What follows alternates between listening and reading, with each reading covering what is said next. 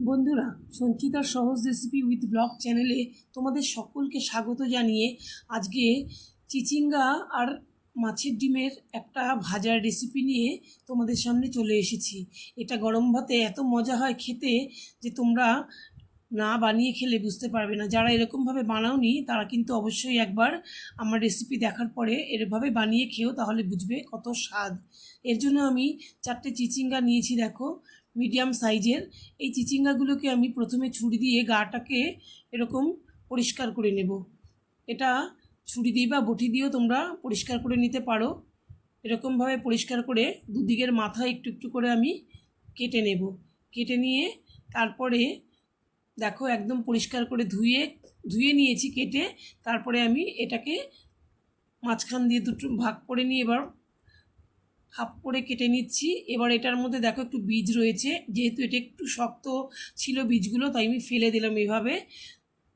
তাই আমি যে 4টে চিচিঙ্গা নিয়েছি তার মধ্যে এটা একটুখানি বীজগুলো শক্ত, তাই ফেলে দিলাম, তোমাদের সেটা দেখালাম। আর যেগুলো বীজগুলো নরম, আর 3টে নরম ছিল, সেটাও আমি তোমাদের দেখাবো যে বীজ ফেলবার নরম থাকলে আর ফেলার প্রয়োজন হবে না। এভাবে কুচো করে নিয়েছি, ছোট ছোট করে একদম পিস করে কেটে নিয়েছি। এরপরে দেখো যেটা কচি সেটাও আমি তোমাদের দেখাচ্ছি, এটাও ফেলে দিলাম। এটারও মানে এই এই একটা চিচিঙ্গাটার মানে বীজটা শক্ত ছিল। এরপরের দেখো চিচিঙ্গাটাকে কেটে দেখাচ্ছি তোমাদের। এটার কিন্তু বীজটা দেখো নরম। এই বীজটা কিন্তু এটা কিন্তু দিয়ে দেওয়া যাবে, ভেতর থেকে আর কিছু ফেলতে হবে না। আমি আর যে 3টে ছিল সেগুলো কিন্তু সবকটাই নরম, একটারও কিন্তু আর বীজ ভেতর থেকে ফেলতে হয়নি। এবার দেখো কাটা হয়ে গেছে। এইগুলো দেখো একটু ফেলতে হয়নি, কিন্তু এটা দেখো ফেলতে হয়েছে ভেতরে বীজটা, তাই এটা কিন্তু পরিষ্কার একেবারে, ভেতরটা ফেলতে হয়নি।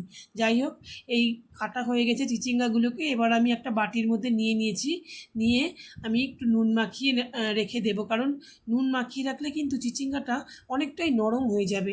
নরম হয়ে অনেকটা জলও বেরিয়ে যাবে, আর রান্না করতেও কিন্তু অনেক তাড়াতাড়ি ভাজাটা হয়ে যাবে। বন্ধুরা, এতক্ষণ পর্যন্ত রেসিপিটা তোমরা যদি দেখে থাকো, তোমাদের কাছে কিন্তু অনুরোধ রইল লাইক আর কমেন্ট করার, আর নতুন বন্ধুরা কিন্তু সাবস্ক্রাইব করে পাশে থেকো। এখানে দেখো আমি মাছের ডিমটা নিয়েছি। মাছের ডিমটা নিয়ে কিন্তু আমি হাত দিয়ে একদম নরম করে নেব। তোমরা চাইলে মিক্সিতেও এটাকে নরম করে নিতে পারো একটু ঘুরিয়ে, তবে হাত দিয়ে একদম দেখো নরম হয়ে গেছে, একদম মিশে গেছে। এটা কিন্তু কাতলা মাছের ডিম, খুব ফ্রেশ ডিমটা একদম। তো আমি এর মধ্যে একটু নুন আর একটু হলুদ মিশিয়ে খুব ভালো করে মাখিয়ে নেব।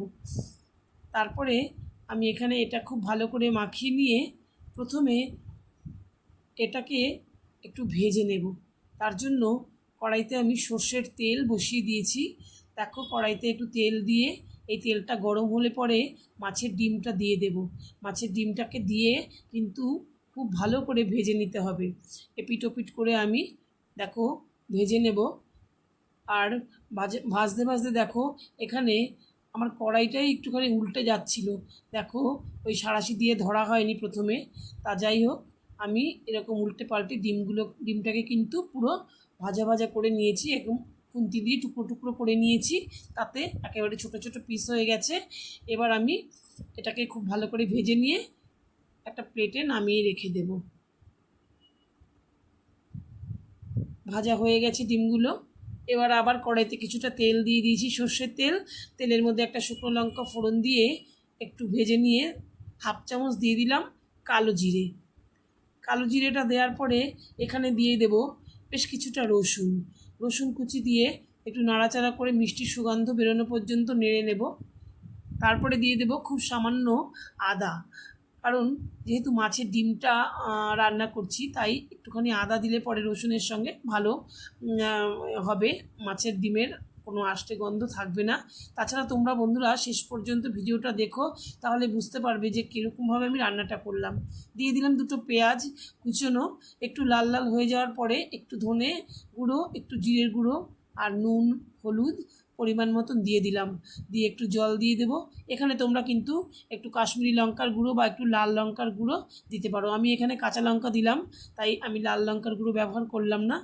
একটু নেড়ে চেড়ে দেখো মিশিয়ে নিয়েছি, একটু জলও বেরিয়েছে। এটা শুকিয়ে যাওয়া পর্যন্ত আমি চিচিঙ্গাটা তোমাদের দেখালাম, চিচিঙ্গাটার অনেকটা জল বেরিয়েছে। জলটা চেপে চেপে নিয়ে তারপরে আমি এখানে এটা মশলাটাও আমার কিন্তু ভাজা ভাজা হয়ে এসেছে। এবার আমি চিচিঙ্গাটাকে মিশিয়ে দেবো মশলার সঙ্গে। চিচিঙ্গাটাকে একদম চেপে চেপে নিয়েছি, দেখতে পাচ্ছ কতটা নরম হয়ে গেছে। এবার চিচিঙ্গাটাকে আমি মিশিয়ে নেড়ে নেব একদম এর মশলার সঙ্গে, খুব ভালো করে মিশিয়ে এবার ভাজা ভাজা একটু করে নেব। একটু নেড়ে চেড়ে মশলার সঙ্গে মিশিয়ে ভাজা ভাজা করে নেব। তার জন্য আমি কিন্তু আবার একটু ঢেকে দেবো, যাতে চিচিঙ্গাটা আর একটু নরম হয়ে ভাজা ভাজা মতন হয়। এবার আমি একটুখানি কিছুক্ষণের জন্য 2 মিনিট মতন ঢেকে দেব ঢাকনাটা। তারপরে খুলে দেখবো অনেকটা কিন্তু আমার মানে সেদ্ধ হয়ে গেছে চিচিঙ্গাটা পুরোপুরি, মোটামুটি ভাজাটাও অনেকটাই হয়ে এসেছে। এই অবস্থায় কিন্তু আমি মাছের ডিমটা যে ভেজে রেখেছিলাম সেই ডিমটাকে এই চিচিঙ্গার মধ্যে দিয়ে দেব। তার আগে আমি একটু জল দেবো এখানে, চিচিঙ্গাটা আর একটু সেদ্ধ হওয়ার জন্য। আর মাছের ডিমটা দিলে সেটাও তো একটু সেদ্ধ হবে, ওটা তো ভাজা ভাজা মতন হয়েছে। এবার অল্প জল দিয়ে, একদমই অল্প, 1/2 কাপ মতন জল দিলাম। জলটা দেওয়ার পরে আমি এখানে ডিমটাকে দিয়ে দেব, ডিমের ঝুড়িটা দিয়ে দিলাম। পুরো ডিমটা দিয়ে খুব ভালো করে নেড়ে চেড়ে একটু মিশিয়ে নিচ্ছি, যাতে পুরোপুরি ভালোভাবে সেদ্ধ হয়ে যায় ডিমটা আর চিচিঙ্গাটা। তার জন্য আমি আবার একটু ঢেকে দেব। এরকম ঢেকে ঢেকে রান্না করলে বন্ধুরা খুব তাড়াতাড়ি সেদ্ধও হয়ে যায় আর খেতেও ভালো লাগে। দিয়ে দিলাম পরিমাণ মতন একটুখানি মানে মিষ্টির জন্য একটু চিনি দিয়ে দিলাম। তারপরে আমি দিয়ে দেবো দেখো লেবুর রস। অনেক সময় আষ্টে গন্ধ লাগতে পারে ডিমের ইয়ের জন্য, তাই একটু লেবুর রস দিয়ে আমার রেসিপিটা শেষ করে দিলাম।